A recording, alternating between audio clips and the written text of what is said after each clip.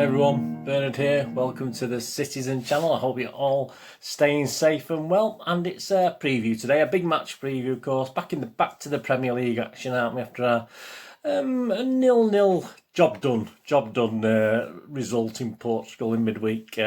So we're going to have a look at Manchester City versus Fulham. 3 p.m. kick-off again. That's two on the trot, isn't it? It'd be nice if we could actually go to these, wouldn't it? At normal time. 5th December 2020, 3 p.m. kick-off. Please join me today. We'll have our usual features, including a look at our opponents, Fulham. The history boys, some history between our two clubs, recent history, and a little bit further in the past. And one of my first matches, City versus Fulham, and I think it was the second one I attended at Main Road. We'll talk about that.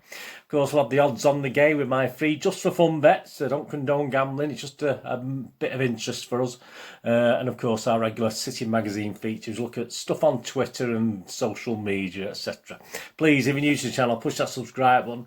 As I'm recording this, I'm about 6 or 7 short of 500 subscribers. So if you can give me that little push over or give someone a kick to sub for me, that'd be absolutely fantastic. I had a couple of great days and then it sort of stuck a little bit at the moment. So as I'm recording this, I've still got 6 or 7 to go. So if I don't lose any in the meantime, which can happen, obviously. But yeah, push me over that 500, guys. It'd be much appreciated. Thank you very much.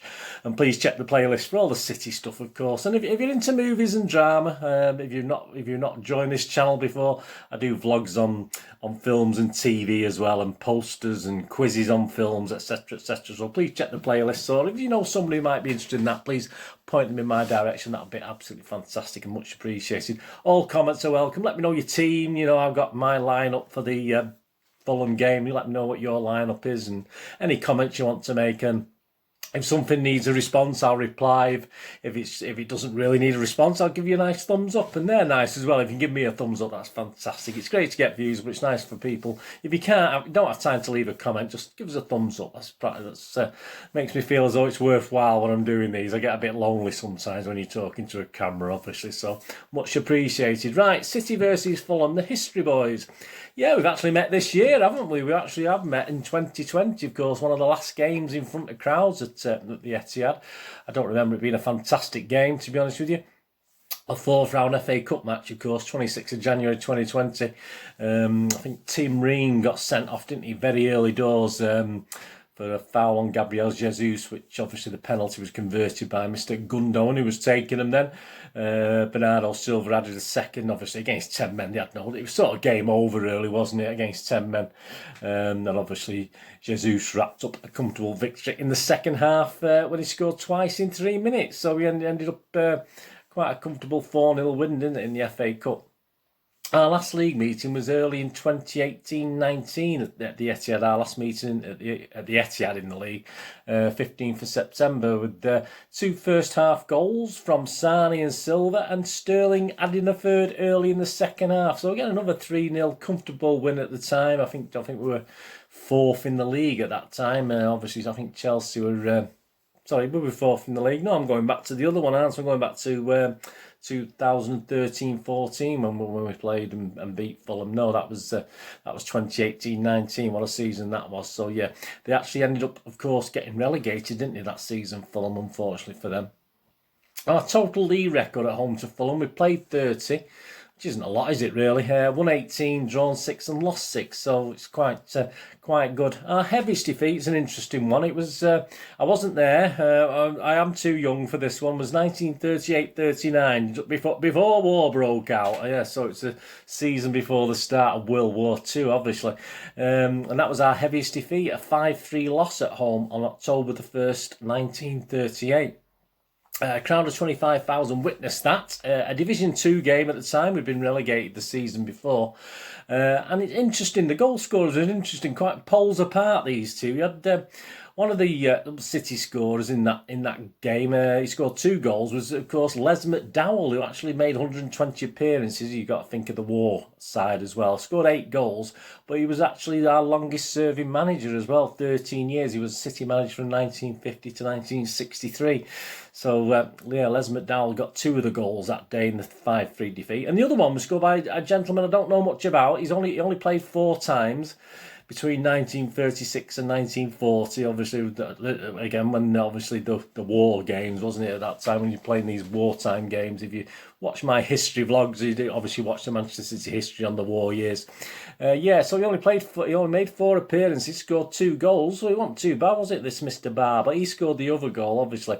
And they say you couldn't really get much difference, could you? Someone who's really well known, Les McDowell, and this Mr. Barr guy, who we know very little about, with 4 appearances in 4 years or 4 and a bit seasons. So there you go. They were our scorers that day. Of course, our biggest victories, yeah, this is what I was talking about before, about being 4th in the league, was a 5-0 in 2013-14 when I think Chelsea had won earlier in the day. And obviously we were trying to put pressure on at the top, but we were actually in 4th place at that time. And it was a hat-trick, wasn't it? A hat-trick for Toure with 2 penalties, 2 Yaya Toure penalties. He was a good penalty taker, wasn't he? Fernandinho scored and Demichelis scored as well. So that was a 5-0 victory back in 2013-14.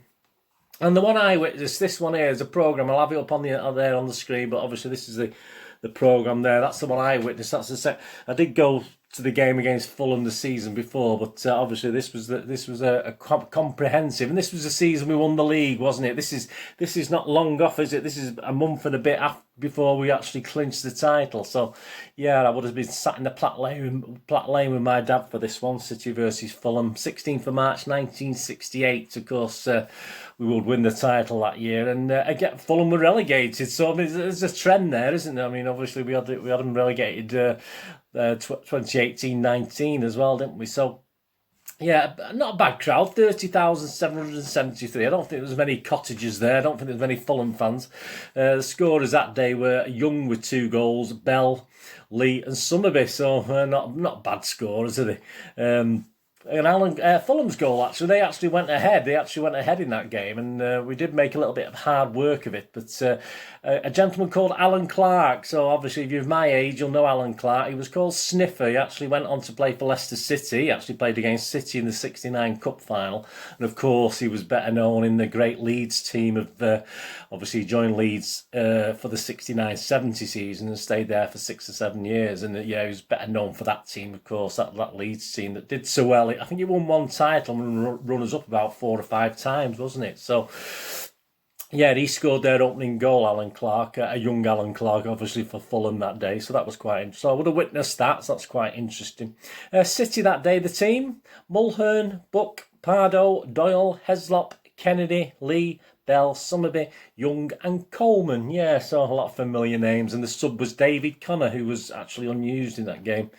So yeah, that win, the 5-1 win that day, put City on top on goal average. It wasn't goal difference in those days, it was goal average. I think you used to divide the goals for against and see what the goal average was, and that's what counted in those days. So yeah, it put us on top. Above United, I think we sort of dropped again. I don't think we stayed on top. I think the lead changed again, but I'm not too sure on that one, to be honest. I should do, really, shouldn't I? I've just been looking at the 67-68 season for my history vlog, so there you go. I should do, but my brain's not very good. Anyway, that's the history side of it. How are they doing this season? Well, yeah, they've got a couple of injuries for tomorrow, but not too bad. They've got defenders Congola and Kenny Teat are obviously missing out. But like us, they've got a lot of players now, almost fit squad. Scott Parker's still the manager. He was there, obviously, in the last league game, 2018-19. They've stuck with him, which is fair enough. And he's quite canny, Scott Parker, isn't he? He's not. He does throw the odd sort of spanner in the works. He does like to tweak things occasionally. So we might see that. Well, obviously we might see that, but I'll talk about that in a minute. We, of course, sit 11th in the table with 15 points from 9 games, 6 places above Fulham, who've returned 7 points from just 10 matches. But there's a big but. They've won twice this season, but they're in the last 4 games, so they're actually on a bit of a high at the moment. The fans are confident. I've been listening to a couple of the fans' vlogs, etc. They seem quite confident. Obviously, it's a free hit, isn't it? Always is against City for these teams. So yeah, they come into the back of this with a morale boosting 2-1 win at Leicester City. I mean, they had been beaten at Leeds 4-3, but obviously since then they've only ever let 1 goal in away. They lost 1-0 to Wolves. They drew 1-1 and Sheffield, and they lost 1-0 to West Ham. So they kept the goals down. So defensively, they don't look too bad. Interestingly enough, obviously, they will have crowds back at Craven Cottage, won't they? Because they're not in Tier 3 like us in Manchester. So there's going to be just under, I looked at the website, just under 2,000 fans by ballot for the visit to Liverpool. That's not a bad game to get a few fans back in, isn't it? On Sunday the 13th of December. So there's an interesting thing on that, and I'll talk about that as well. Something to do with Everton later in the media watch, the catalogue magazine feature we do. But yeah, so they'll be having fans back, which is nice for them. Fantastic. Yeah, I mean, yeah, the thoughts. I mean, it was a cracking result at Leicester, but they did ride the luck a little bit. I think Leicester hit the woodwork twice at least. I think they might have even hit it 3 times. They definitely hit it twice. They did ride the luck, Fulham, a little bit, and they were quite physical. Which is unusual. I don't expect that from Fulham. I thought, I'm used to having some quite classy players, but they were quite physical actually, and I'm sure they would be physical again on Saturday. But they can hurt teams, and this is what we don't like, is it? They do look good on the break, which is not our greatest thing, is it? Although we're quite confident in our defence these days, apart from perhaps the Spurs game. So they can hurt teams on the break, so they can't be underestimated. But as I said, defensively not fantastic. So if we got our shooting boots on, or get men in the box to pick up rebounds, etc., we're all right. So yeah, Leicester were unlucky really to lose that game 2-1. But all credit to Fulham, they did it. I mean, I think they'll come and play defensive. But as I said, Scott Parker does mix it up a little bit, and I think that's how they'll approach the game. I think they'll try to defend and try and hit us on the break, because that's how all the good and bad teams play, or our bang average teams play against City. Obviously, they'll be happy with 0-0 or 1-0. I mean, obviously, if it gets to 2-0, then perhaps they will have to change tactic. But I think Scott will keep it. He won't come out and have a go, will he? Let's be honest, he's not going to do that. I mean, I think it'd be stupid. Any team, no matter whether it's Liverpool or Liverpool will have a go, obviously, but they do take the chance that they're going to let goals in. So, but I don't think Fulham have got that ability, to be honest with you. So we'll see how Parker plays it, because as I said, he does tactically change things around sometimes. So we need to put this game to bed, don't we? We need to take our chances a little bit better. Perhaps we did. I'm not the goal is not bad for Fulham, so again, we just need the goalie not to have a worldie. I mean, so many goalies have a great game against City, don't they? Because let's face it, we're going to play our strongest team. We've only got a dead rubber to play against Marseille in midweek, so it can be our strongest team, and then the strongest team next week when we play United, obviously in the derby game. So, yeah. I think it should be doable, this. I'll give you my score later, obviously, in the betting side of it, but but we've got to take our chances. I say if we can get 1 or 2 quite quickly, then I think it could turn into a 3 or 4. But we'll have to see, won't we? See how good Fulham do. They are quite good defensively. City lineup. Well, I'm going to go with this. I think the defence picks itself, doesn't it? Ederson, Walker, Stones, Diaz and Cancelo in the defence, I think. I think Stones will get the benefit of the doubt because he's been playing well, and this is what Pep's saying. So, I mean, unless he changes his mind, or there's an injury, of course. Then Rodri, KDB and Gundogan. Yeah, so I'm going to play Rodri and Gundogan. We do sort of sigh a little bit, don't we, when we have that little pivot, but I'll put them in. I've put Bernardo in as well. I thought he played really well the other night. I think he'll give him a chance with Mahrez and Jesus. I can't see Sterling playing. I don't think Aguero's fit. I mean, unless we hear anything. Obviously, I'm recording this on Thursday, so obviously I've not seen Pep's press conference on the Friday about the injuries, but I'm assuming Aguero won't be fit for that. So, yeah, that's my team. Let me know what you think of that and what you've got as yours. I've got Ederson, Walker, Stones, Diaz, Cancelo, Rodri, KDB, Gundogan, Bernardo, Mahrez, and Jesus. I always say Jesus and Jesus. It's just habit. My apologies. That's what I always do. So that's my team. The officials for the game tomorrow. On Saturday, we've got Jonathan Moss. Referee, assistants Marc Perry, Dan Robathan. Fourth official is Darren Bond. The VAR is Mr. Graham Scott. And assistant VAR is Matthew Wilkes. So that's the officials for the game. So I'll give you my score in a minute. Here we go. So let's have a look at the odds. Let's have a look at the odds and bits and bobs. Any value in the odds, etc. Please, I don't please gamble responsibly. I don't in any way condone gambling, and please, when the fun stop and all the normal things. This is just for a bit of fun. Against Porto, I came out in profit. Yeah, I had the draw at 3-1, so I had a couple of points on that. I had 1-1 and 2-1 as the scores, a point on each, but obviously I missed out on that one, unfortunately. I didn't for 1 minute imagine. I thought it could be 0-0, but obviously I thought, no, we will score, but there you go. And I did have Gundogan as an anytime goal scorer, but he didn't play the game, so I didn't lose out on that. So overall, a nice little 4-point profit on the day for the Porto game. So let's have a look at this one. Premier League odds are interesting. City are back to favouritism now. We're back as the favourites to win the Premier League. Where are we in the league? 11th. I don't know whether, obviously they're panicking a bit, aren't they? We seem to be playing a few good games. We can get City at 7-4 at the moment. You can get 2-1 on Liverpool. So City are back to favouritism for the Premiership. Fulham are 5,000-1. If you fancy them to have a run now, win every game and win the Premier League, they're 5,000-1. And I won't do my usual, put a quid on, you'll lose a quid, but hey, that's what'll happen. And of course, the second favourites to be relegated, the 4-7 on to be relegated. So that's not good. And most Fulham fans are probably thinking that, but they're probably hoping they can claw enough points and get wins like they did against Leicester out. You need them sort of weird ones, don't you, to stay up. So, but yeah, I mean, that looks pretty solid at the moment, but who knows, it might all change. The match odds for Saturday, City are 1-8 on to win the game, 11-1 the draw, and 25-1 for Fulham to win. So total no value at all in any of those bets.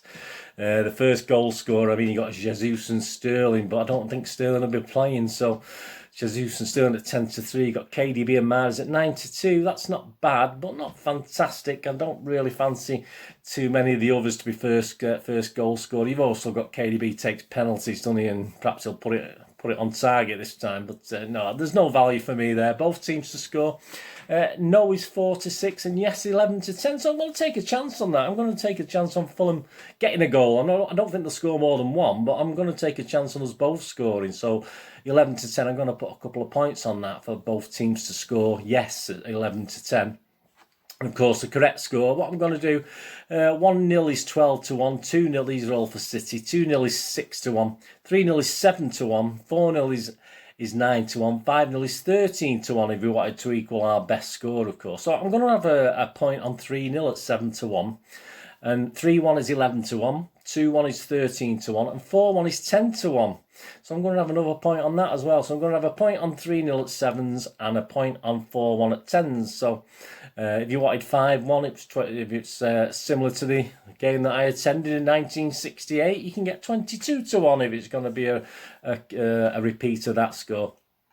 Yeah, but I don't consider Fulham.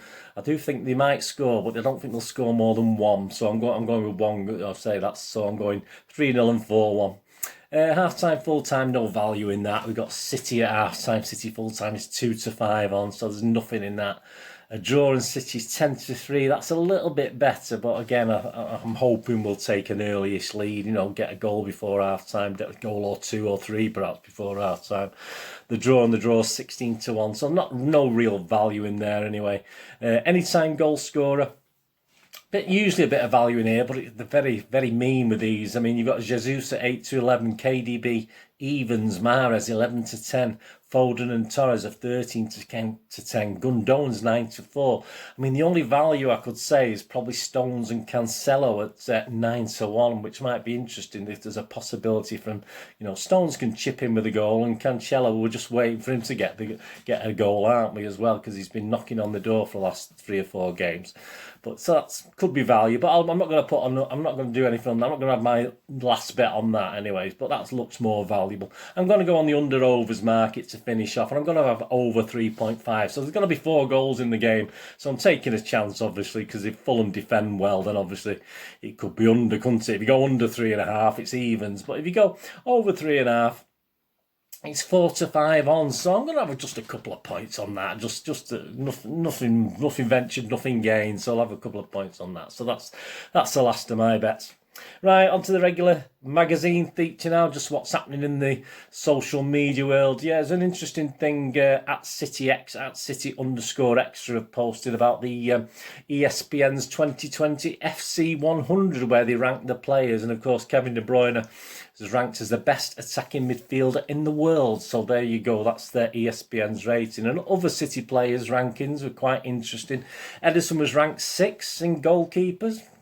Okay. Kyle Walker was ranked 5th in right backs. Aymeric Laporte was ranked 7th in centre backs. I think that's quite high. I would have thought it'd be a bit lower. Bernardo Silva was attacking midfielder, was ranked 7th. That's quite high as well.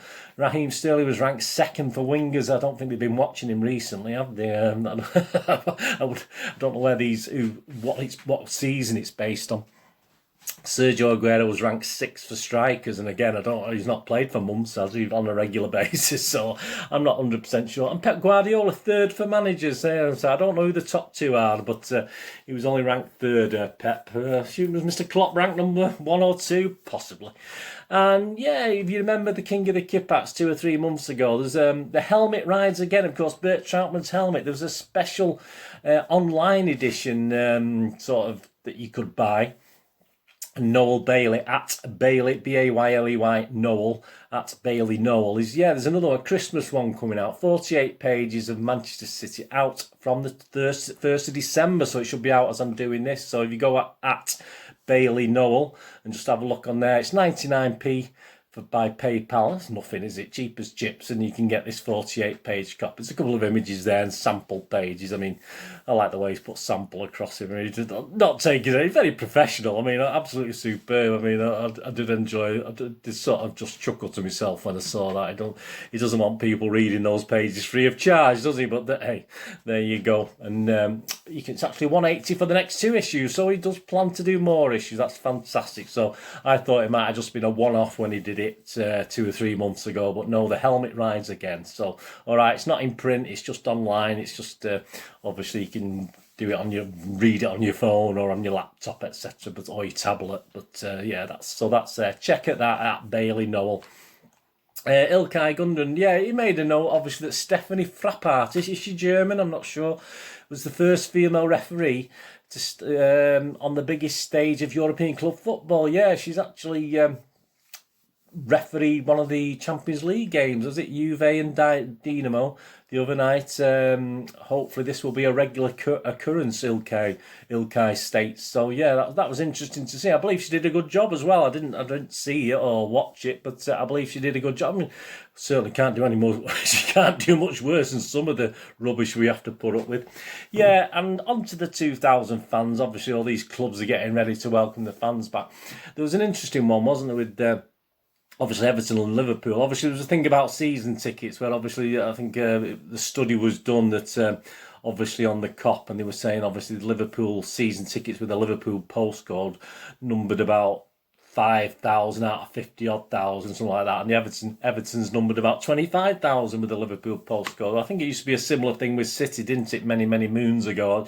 It's probably changed a little bit since then, but yeah, that was interesting. But what didn't interest me was obviously Everton are getting ready for the Chelsea game, so you have to go as part. You have to go into a ballot, which Fulham are doing as well. They're having a ballot and all. I assume most clubs are doing it. I don't know how much they're charging, whether they're ripping people off. I'm not sure, but yeah, Everton announced that all fans who are successful in the ballot for tickets for the Chelsea game will need to provide confirmation of having received a negative COVID-19 test result on the day of the game. So there you go.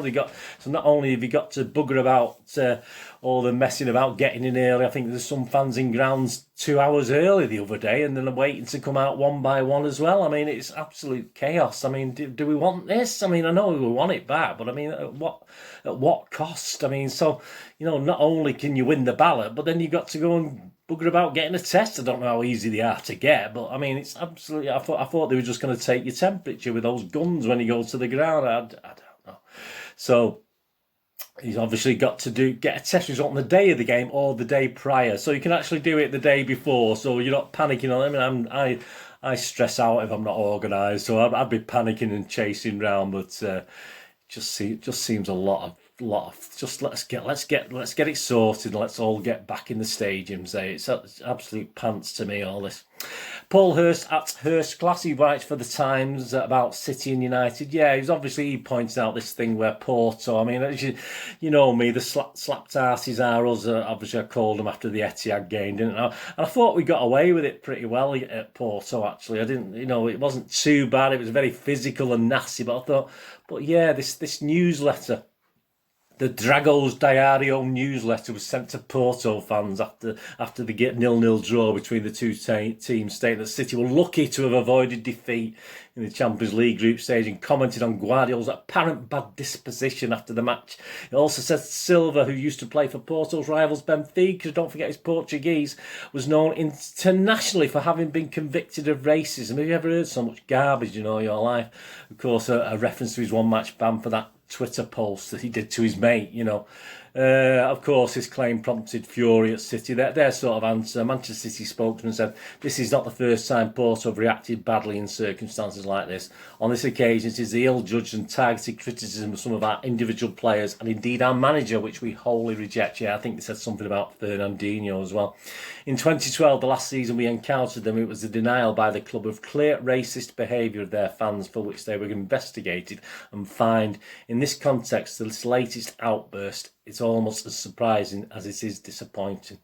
So yeah, I mean, I am not sure at all what Porto's beef is with us. Obviously, does it go back to 2012-13? It must do. It's probably because we told, obviously, they got done for racist abuse for the players, didn't they? So it obviously goes back to them. They obviously got a big, massive, giant chip on their shoulders. Of course, City are an easy target, aren't they? I mean, we don't have the greatest media presence around the world. Everyone slags us off. We get picked on. It's make fun of City, isn't it? And these things do.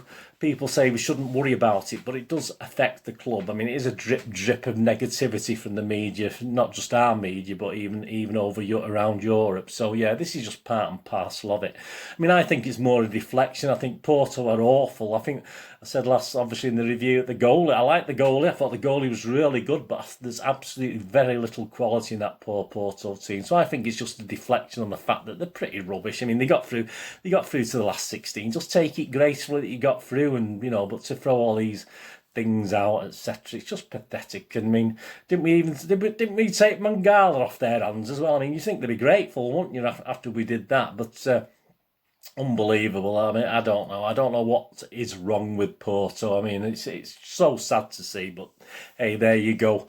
Hopefully we won't have to meet again. Hopefully they'll get kicked into touch in the next game they play. So in the Champions League, when they can play their first last 16 game, hopefully. So I dread to think if we have to play them again, what's going to happen. And not to finish on a sour note. Yeah, we don't want to finish on a miserable note, do we? Yeah, what a fantastic image up there now of Mr. Cancelo, but obviously with one of his children. I assume it's his children, as I don't really know much about his personal life. But yeah, he did post that on social media with the comment, "Your smile is my happiness, and my happiness starts when I see you smiling."